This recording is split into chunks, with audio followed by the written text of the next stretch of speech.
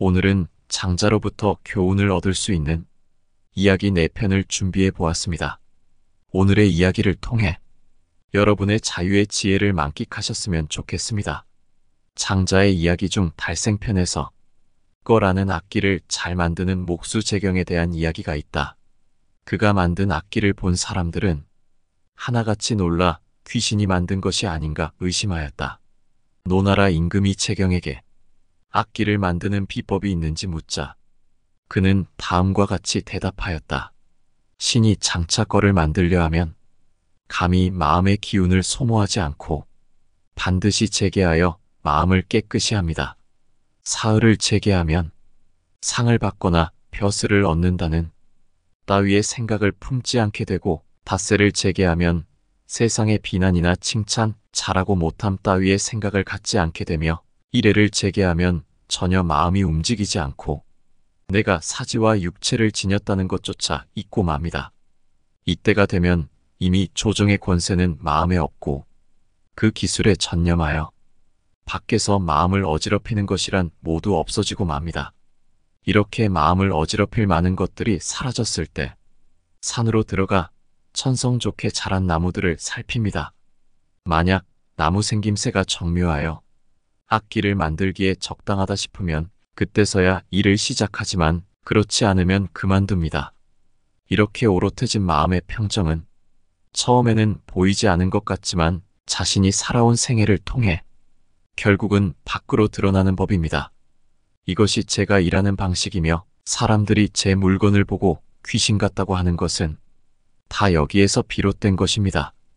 경건한 마음이 될 때까지 몸을 목욕 재게하고 마음을 깨끗이 합니다. 3일, 5일, 7일. 드디어 마지막 티끌인 나의 육체, 나의 몸까지도 없어졌습니다. 오롯해진 마음의 평정, 무아의 경지. 장자는 이것을 이야기하고 싶은 것입니다. 노나라 임금의 등장은 목수재경의 도를 드러내려는 의도일 뿐입니다. 장자는 도를 설명하고 싶은 것입니다. 또 다른 두 번째 이야기를 설명하겠습니다. 포정이 해문공을 위해 소를 잡았다. 그는 소의 머리와 다리를 어깨에 올려놓고 소가 움직이지 못하도록 한쪽 무릎으로 누르면서 고기를 잘라냈다. 고기가 가죽과 뼈에서 떨어져 나가는 소리가 경쾌하게 들렸다. 그 소리가 마치 상림에서 연주했던 무곡이나 경수에서 연주했던 훌륭한 음악과 같았다. 해문공은 감탄했다. 참으로 훌륭하구나. 사람의 기술이 어찌 그러한 경지에 이를 수 있는가? 저는 기술보다 도가 더 귀합니다. 처음 소를 잡을 때는 소만 보였습니다. 3년이 지나자 소는 보이지 않고 갈라내야 할 부분만 보였습니다. 지금은 마음으로 소를 대하지 눈으로 보지는 않습니다. 눈과 손과 마음의 작용은 멈추고 저도 알지 못하는 신기한 기운이 작용합니다. 소의 몸을 구성하고 있는 조직을 따라 살과 뼈와 가죽 사이에 있는 틈에 칼을 넣어 갈라낼 수 있는 부분에서 움직이게 합니다. 단단한 뼈와 살이 있는 곳은 무리하게 잘라본 적이 없습니다. 큰 뼈를 억지로 자르려고 했겠습니까? 요즘 세상에서 제법 소문이 난 요리사도 1년에 한 번은 칼을 바꿉니다. 고기를 잘못 잘라 칼날이 무뎌졌기 때문입니다. 보통 요리사들은 한 달에 한 번은 칼을 바꿉니다. 억지로 뼈를 잘라서 칼날이 망가졌기 때문입니다. 이 칼은 19년이나 사용했습니다. 그동안 4,000마리의 소를 잡았지만 보시다시피 막 숫돌에 간 것처럼 예리합니다. 뼈와 살이 붙어있는 관절에는 틈이 있고 칼날은 두께가 없을 정도로 얇습니다. 두께가 없는 것을 틈에 넣기 때문에 칼날을 자유자재로 움직여도 넉넉하게 여유가 남습니다. 그러나 아직도 칼날을 집어넣을 때마다 긴장됩니다. 시선은 한 곳에 집중되고 손놀림도 둔해지며 칼의 움직임마저 흔들립니다. 그러나 흙더미가 무너지듯 저절로 고기가 해체돼 밑에 수북하게 쌓입니다. 저는 칼을 잡고 멍하니 서서 제가 한 일도 잘 모릅니다. 한참 지나고 나면 비로소 만족해 칼을 깨끗이 닦아 제자리에 둡니다. 포정이 말을 마치자 문해군은 다시 한번 탄성을 지르며 말했습니다. 정말 훌륭하구나. 나는 지금 그대의 말을 듣고 양생의 돌을 터득했다. 포정은 소를 해체하는 기술이 매우 뛰어났습니다. 그는 소의 구조를 완벽히 이해하고 있어서 칼을 사용하지 않고도 마치 춤을 추듯이 소를 해체할 수 있었습니다. 이는 그가 도의 이치를 완전히 이해하고 있었기 때문입니다. 포정의 이야기는 돌을 체득한 지인의 모습이 어떤 것인지 구체적으로 보여줍니다. 포정처럼 지인도 도의 이치를 완전히 이해하고 실천하는 사람입니다. 어떤 작은 일에 종사하던 그 일에 통달한 사람은 장자가 볼 때는 일가를 이룬 지인으로 평가한다. 귀한 직업도 없고 천한 직업도 없다. 돈은 하나로 통한다. 모든 시냇물이 모든 강물이 바다로 흘러들어 하나의 거대한 망망대해를 이루는 이치와 같다. 세 번째 이야기. 황공이 마루 위에서 책을 읽고 있었고 윤편이 마루 아래에서 수레바퀴를 깎고 있었다.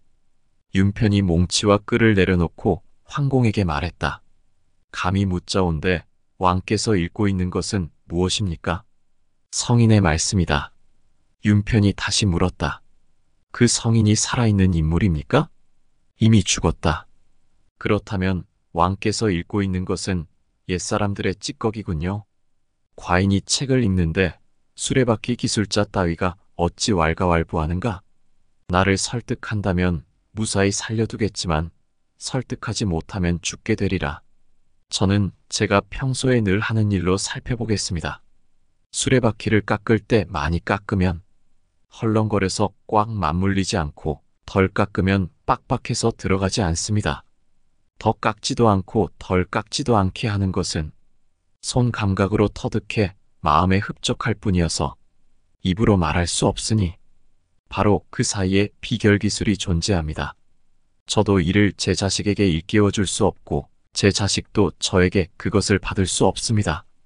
이 때문에 나이가 70이 됐지만 늙음하게 아직 수레바퀴를 깎고 있습니다.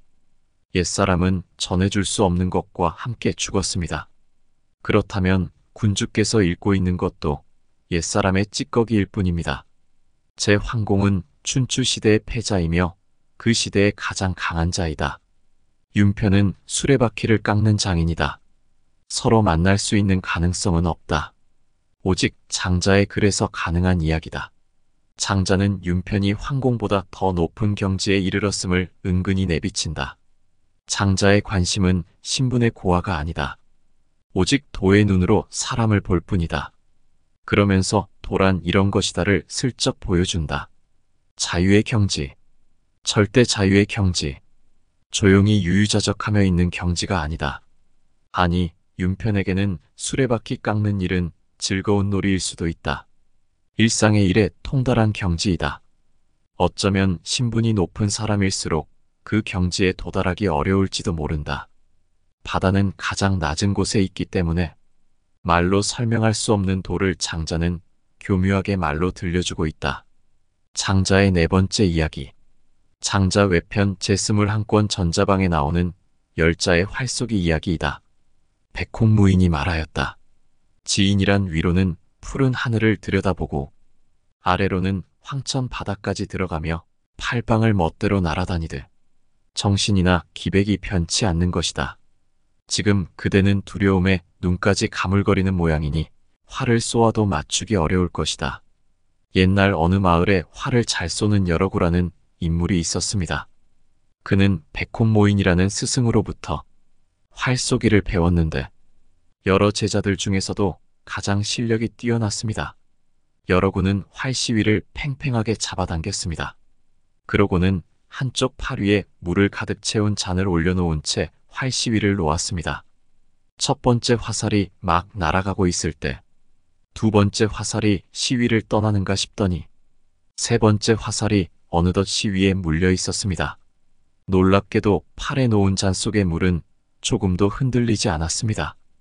여러구는 마치 나무로 깎아놓은 사람처럼 꼼짝 않고 서 있었습니다. 이를 본 문화생들이 넋이 빠진 듯 그를 쳐다보았습니다. 정말 대단한 활솜씨구만. 신기에 가까운 재주야. 그러나 멀리서 이를 지켜보던 백홍모인의 생각은 달랐습니다. 백혼모인이 여러구에게 말했습니다. 나를 따라오거라. 내가 정한 곳에서 활 쏘는 모습을 보고 싶구나. 백혼모인은 앞장서서 산으로 올라갔습니다. 어느덧 발은 비바람에 깎인 수백 길 낭떠러지 위에 아슬아슬하게 걸린 바위를 오르고 있었습니다. 까마득히 내려다 보이는 저 아래에는 깊이를 알 수 없는 시커먼 강물이 소용돌이치고 있었습니다. 백혼모인은 금방이라도 무너져 내릴 것 같은 좁은 낭떠러지를 가리키며 여러구를 불렀습니다. 자, 이곳에 서서 활을 쏴보거라. 여러구는 벌벌 떨며 주변을 살피더니 땅바닥에 털썩 주저앉고 말았습니다. 비지 땀을 얼마나 많이 흘렸는지 여러구의 바지는 온통 젖어 있었습니다. 그 모습을 보고 백혼모인이 말했습니다. 무릇 도의 경지에 이룬 사람의 정신과 기상은 추워도 변하지 않는다. 위로는 푸른 하늘을 쳐다보고 아래로는 지옥까지 잠겨드는 법이지. 너는 지금 겁을 먹어 눈이 어지러운 것이다. 그런 상태에서는 천하의 명사수라 해도 제대로 활을 쏘지 못하는 법이다. 지극한 사람이란 위로는 푸른 하늘을 들여다보고 아래로는 황천 바다까지 들어가며 팔방을 멋대로 날아다니듯 정신이나 기백이 변치 않는 것이다. 지금 그대는 두려움에 눈까지 가물거리는 모양이니 활을 쏘아도 맞추기 어려울 것이다. 여러구의 활솜씨는 이미 최고의 수준에 이르렀다. 그러나 절대 자유에는 미치지 못한다. 장자는 한 발 더 나아갈 것을 요구한다. 천길 낭떠러지에서도 흔들리지 않는 평정심으로 활을 쏠 수 있는가? 여러구는 진땀을 흘리며 주저앉고 말았다. 장자가 원하는 수준은 너무 높다. 그러나 그 결과는 절대 자유라 한다. 그럼에도 감히 도전할 엄두가 나지 않는 것은 왜일까? 장자의 길은 험난하다. 불가능의 길인지도 모른다. 다만 우리는 그런 절대 자유의 수준을 상상하는 것만으로도 즐겁고 행복하다. 오늘의 제가 준비한 장자 이야기 4편은 여기까지입니다. 또 다른 철학과 지혜 이야기 기대해 주세요. 끝까지 시청해 주셔서 감사합니다.